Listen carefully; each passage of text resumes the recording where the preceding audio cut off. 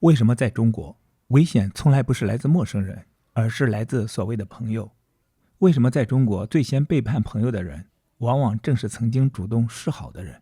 為什麼官員可以一邊收禮，一邊轉身把客人送上驅逐的船？為什麼一個文明如此強調禮儀，卻從不覺得翻臉無情是一種無恥？為什麼在中國政治文化裡，甩鍋能力往往比治理能力更重要？歡迎來到解讀中國文化的頻道，我們共同查殺掉自己頭腦中的中國文化病毒，讓大腦升級，做更好的自己。讓我們一起文化出埃及。第10章，利瑪窦神父被驅逐出南京。這座都城叫做南京，但葡萄牙人是從福建省居民那裡得知這座神奇城市的名字的，所以把該城叫做 Nanking， 因為該省的人總把呢讀成了。作為地方長官的駐地，它有另一個名字，統稱為應天府。在中国人看來，論秀麗和雄偉，這座城市超過世上所有其他的城市，而且在這方面確實或許很少有其他城市可以與它匹敵或勝過它。它真正到處都是殿、廟、塔、橋，歐洲簡直沒有能超過他們的類似建築。在某些方面，它超過我們的歐洲城市。這裡氣候溫和，土地肥沃，百姓精神愉快，他們彬彬有禮，談吐文雅。稠密的人口中包括各個階層，有梨树，有懂文化的貴族和官吏，後一類在人數和尊貴上可以與北京的比美，但因皇帝不在這裡停留，所以當地的官員仍被認為不能與京城的相等。然而在整個中國及鄰近各邦，南京被算作第一座城市。它為3重城牆所環繞，其中第一層和最裡面的一重也是最華麗的，包括皇宮。宮殿依次由3層拱門牆所圍繞，四周是壕溝，其中灌滿流水。這座宮牆長約4-5意大利里。至於整個建築，且不說它的個別特徵，或許世上還沒有一個國王能有超過它的宮殿。第2重牆包圍着包括皇宮在內的內牆，囊括了該城的大部分重要區域。它有12座門，門包以鐵皮，門內有大炮守衛。這座高牆四圍差不多有18意大利里。第3重和最外層的牆是不連續的，在被認為是危險的地點，他們很科學地利用了天然防禦，很難確定這重牆四圍的全長。當地講了一個故事，2個人從城的正反兩方騎馬相對而行，花了1整天時間才遇到一起。這座牆將可提供該城如何龐大的一些概念。同時城是圓形，所以比其他任何形狀都能容納更大的空間。這重牆內有廣闊的園林、山和樹林，交叉着湖泊。然而城中居民區仍然佔有它的絕大部分。如果不是目睹，人們簡直難以相信。然而僅僅該城的警衛就有4萬名兵士。該地位於北緯32度，從數學上計算它的緯度，它幾乎正在全國的中央。前面提到的那條河流扬子江沿着城的西側流過，人們不禁疑問，它的商業價值对於該城是否比它秀美的裝飾更加是一筆資財？它沖刷着城岸，有幾處流入城內，形成運河，可以行駛大船。這些運河是現在居民的祖先所開鑿的，費了艱巨和長期的勞動。此城一度是全國的都城和幾百年來古代帝王的皇宮所在地。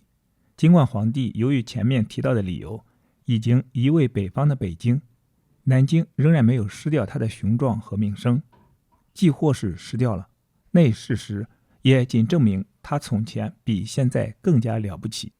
利瑪窦神父在南京3重牆外的一個郊區登岸，這個地方很大，而且人煙稠密，堪稱為一座大城。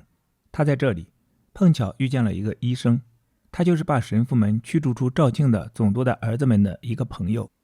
醫生知道利瑪窦神父是劉武的朋友，武的意思是總督的第5個兒子，他的名字是劉继文。利瑪窦神父住進一所小屋後不久，就派一名使者向醫生打聽刘武是否住在南京，希望他可以幫助自己實現自己的計劃。刘武就在那裡，利瑪窦神父便去看他。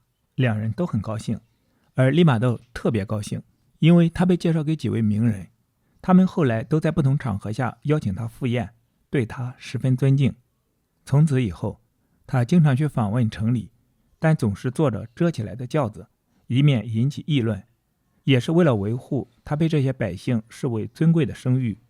到一些朋友家的距離，是要有強壯的體格才能走到的。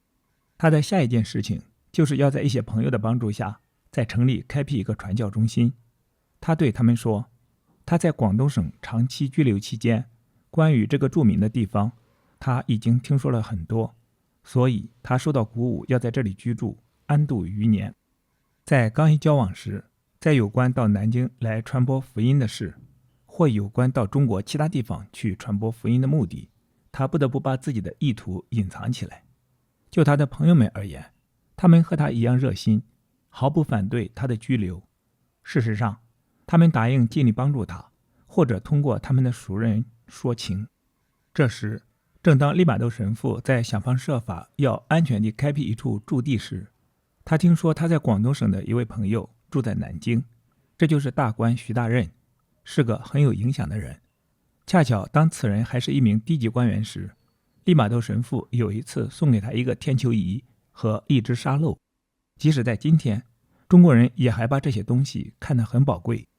反之，這位官員好幾次也在利瑪竇正有需要時給過他幫助。大約2年前，此人在赴現在的職位的途中，在邵州停留。他想把利瑪窦神父帶到南京，但邵州當時的情況使他不能接受邀請。徐大任在南京的消息使利瑪窦喜出望外，他趕緊告訴了總督的兒子，他覺得好像是上天賜他的恩福。那是他每天做彌撒時都在祈禱的，是長期都在希望着的。他抓緊時間，馬上就去拜訪了這位官員，穿上知識階層的盛裝，攜帶着禮物。許多官員在這種場合都會指望着禮物的。這位官員貪婪到在家裡只過極其節儉的生活的地步，活像個叫花子。他生活的唯一野心是從一個高位爬上另一個高位，結果是這時候他已經佔據了侍郎的高官，也就是南京的工部侍郎。那意味着他是內閣主管官员的副手。一見到利瑪竇神父，他似乎對他的意外出現表示驚愕，但他要獲得誘人的禮物的願望打消了他的驚異。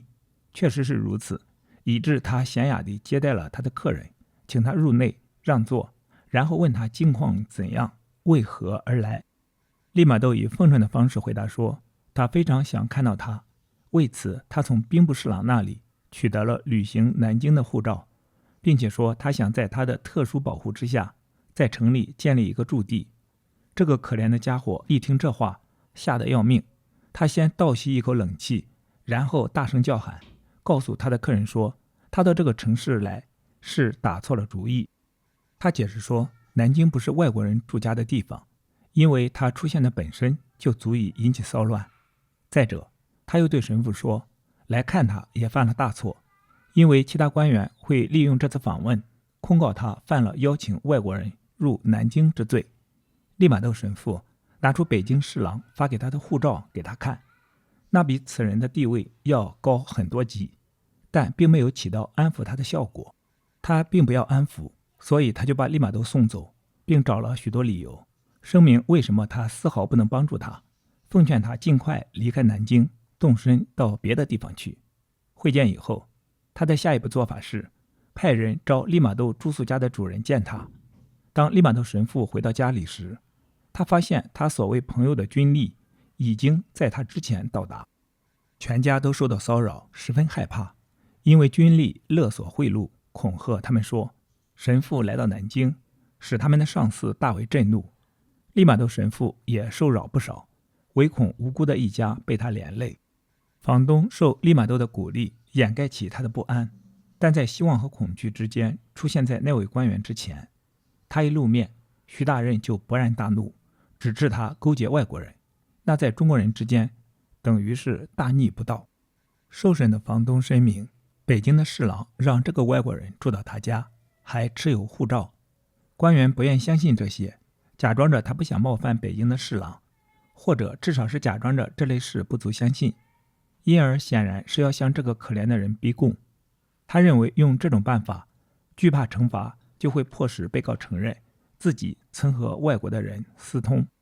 在這幕戲之前，官員已經把公證人招到他的衙門去，毫無疑問是跟他預先商量過了的。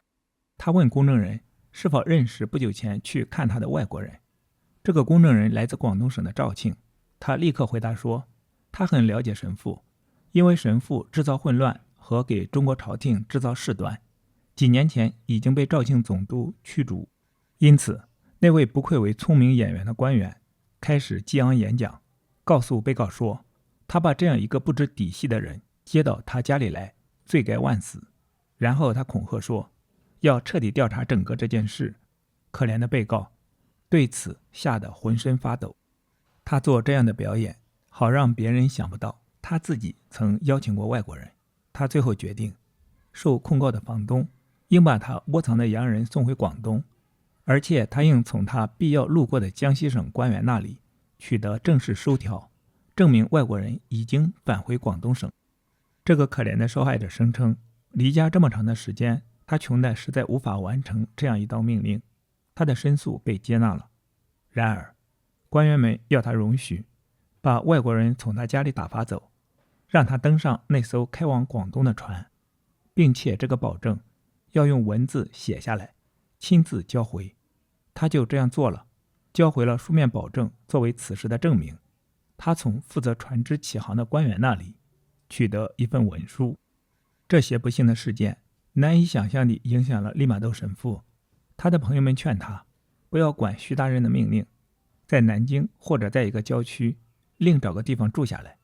但是他害怕會發生更糟糕的事，假如他違反了現任法官的決定的話。他覺得遵守這些命令就是在執行上帝的旨意，而且除非上帝有意如此，所有這些挫折都是不會發生的。於是他違背自己的願望，也違背河水的潮流，駛向江西省。他的想法是，他將能從距離不遠的江西省會澄清南京事件。在那裡，他可以利用一切機會實現他的計劃。通過和他在南京所交的朋友的聯繫，他們會把南京發生的事通知他，並在風暴過去之後再把他招回去。他登上了淒慘的旅程，途中他沉思着他經歷了千辛萬苦而沒有什麼結果，好像他全部的意願是一場空，他全部的努力通通白費。他一整天都在想着他該怎樣辦。當他身心交瘁地入睡時，他已經離江西省城不遠了。他睡眠中做了一個夢，夢見他遇到一個陌生的行人，向他說，你就這樣在這個龐大的國家中遊蕩，而想象着你能把那古老的宗教連根拔掉，並代之以一種新的宗教嗎？原来自從他进入中國時起，他始終是把他的最終打算當作絕密加以保守的。所以他答道，你必定要麼是魔鬼，要麼是上帝自己，才知道我从不向人吐露的秘密。他听到的回答說，根本不是魔鬼，倒是上帝。看來好像他終于找到了他一直在尋找的人了。他跪在這個神秘的人足下，含淚請求他，主啊，既然你知道我的想法，為什麼不在這困難的事業中助我一臂之力？說完這話，他趴在地上哭，泣不成聲。到最後，他聽見保證的話時，才感到一陣安慰。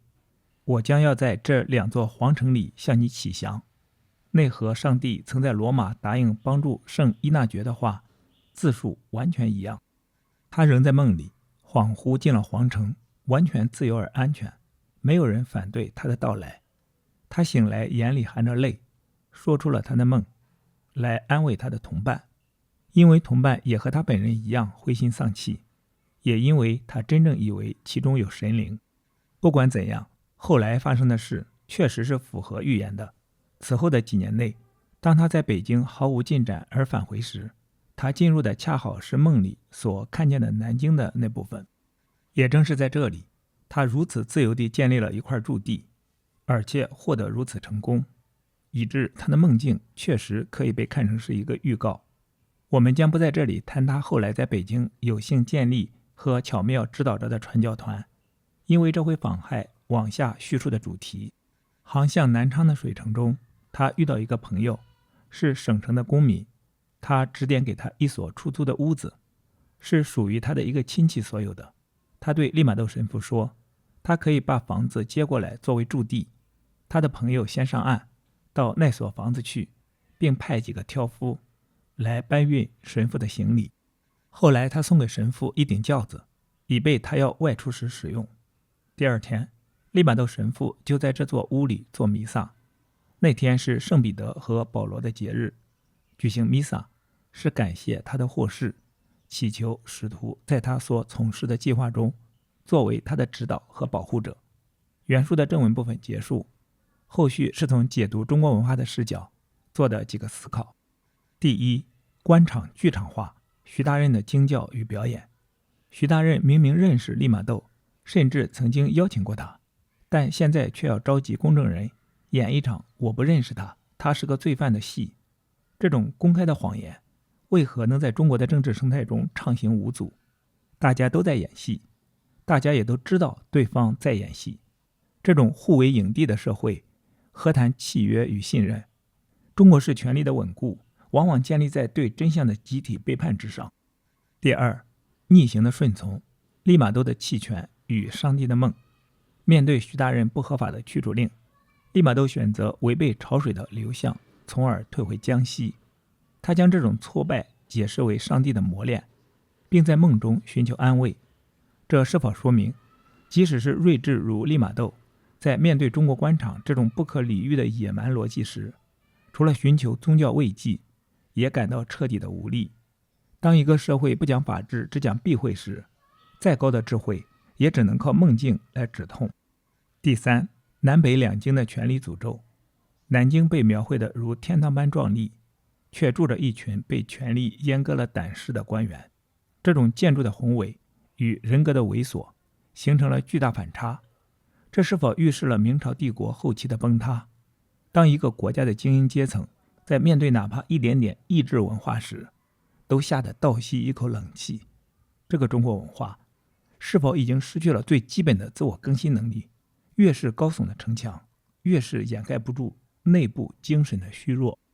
總而言之，利瑪竇在南京城外的郊區看着那三重宏偉的城牆，他大概以為那是文明的巔峰。可是，一旦踏入那扇門，他才發現，那重重鐵皮門後關着的是一個個因為害怕丟官而喪失基本人性，甚至連謝謝都不敢說的可憐的靈魂。